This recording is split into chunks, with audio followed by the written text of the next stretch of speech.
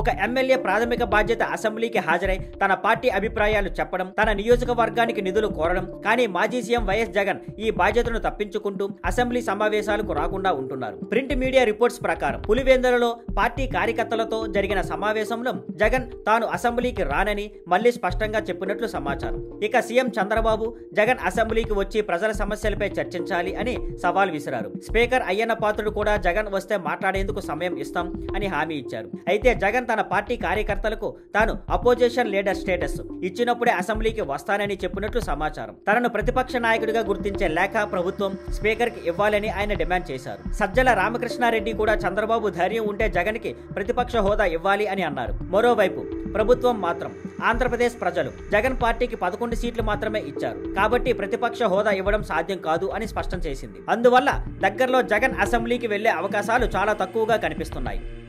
Thank you for watching. Please like, share and subscribe.